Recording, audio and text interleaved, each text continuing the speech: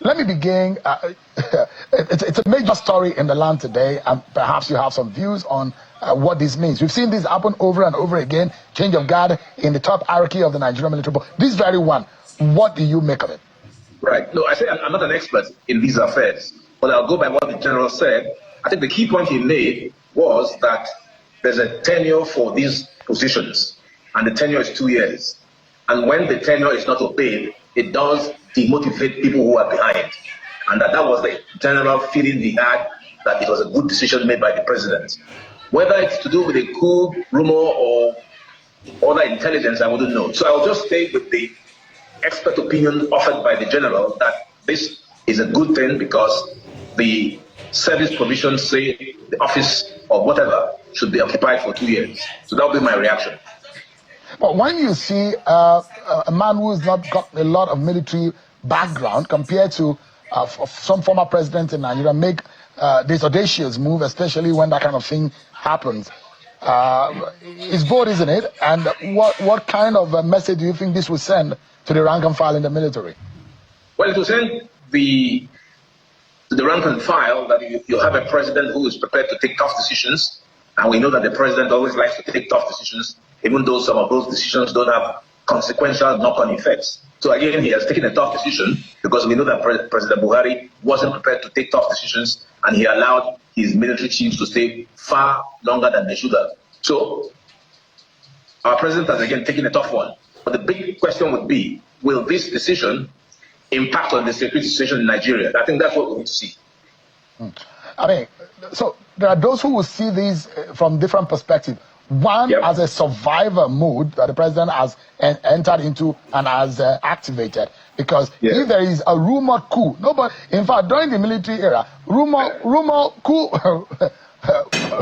of a coup is a death sentence. I mean, you don't want to take chance as a head of state and the head of the military. You don't want to take chance. And imagine that on the other hand, there are those who will say it will send some confidence building into the military. And on the other hand, it's a case of whoever is behind, either true or false, we know that game is over. But I hope that wherever this smoke is coming from, it's totally over. We cannot. Some of you were thrown behind the bar. Some of you exiled out of the country during the military days. That is a path that we don't want to return to. We do not want to see any military person rule this country in terms of being in a khaki and ruling this country. It is a dangerous scenario that is playing out, isn't it? Well, especially for what we see in our 4 or 5 nations of Africa.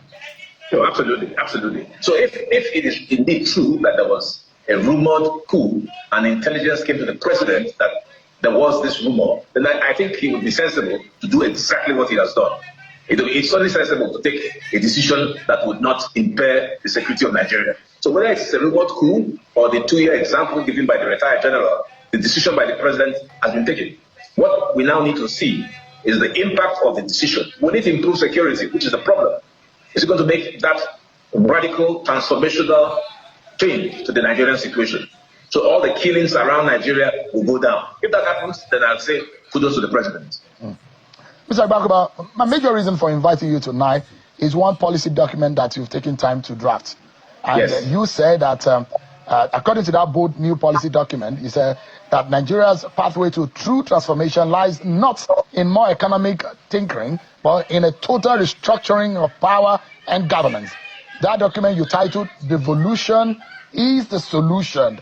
Now, in all of what you said, you have called for the complete replacement of the 1999 Constitution, transfer of key powers to state and local government, and a governance model rooted in fiscal federalism, where productivity, not central control, drives development. These are some of the issues that you have raised, and you broke it down into segments. I took my time to dissect that document. You said that for us as a country, the reform agenda will help Nigeria in terms of control of their resources and the federating unit to be able to stand on their feet, and it will unlock what you call over 25 to 35 trillion naira in new annual revenue opportunities. So let's begin that conversation around that document. We'll do some literary appraisal and analysis and critique of it. First and foremost, the question anybody will ask you, now, constitution amendment we want chop, now constitution be our problem.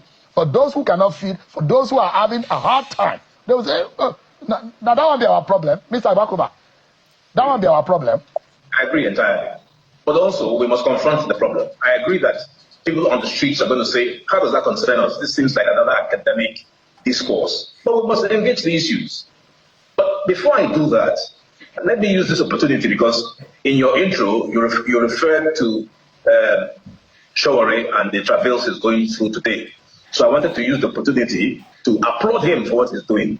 When I was very active, he was one of my strong commanders of street protests. So I'm very pleased that he's carried on what we're doing. So that, I think, ought to be applauded. Because if you don't applaud people for what they're doing, then he may say, is anybody behind me? So I want you, Shawari, to know that I'm absolutely 100% behind you. And that keys in with the whole, trajectory of Nigeria's democratic challenge.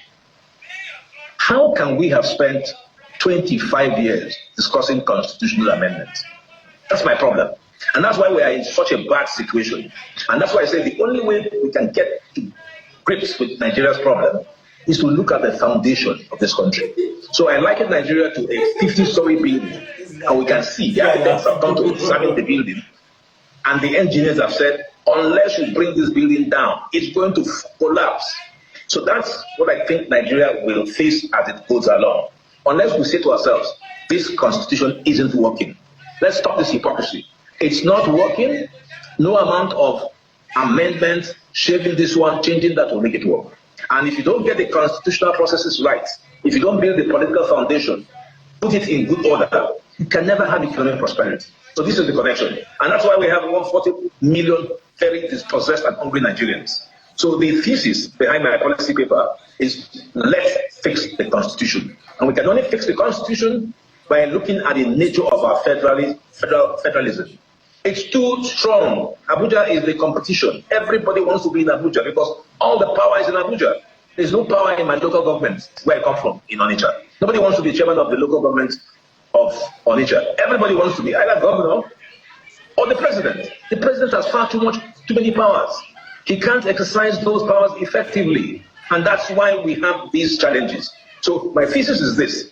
If you want economic prosperity, involve more of the political leaders in the process. We have 774 local governments, 36 governors who are idle. Maybe Lagos and Rivers.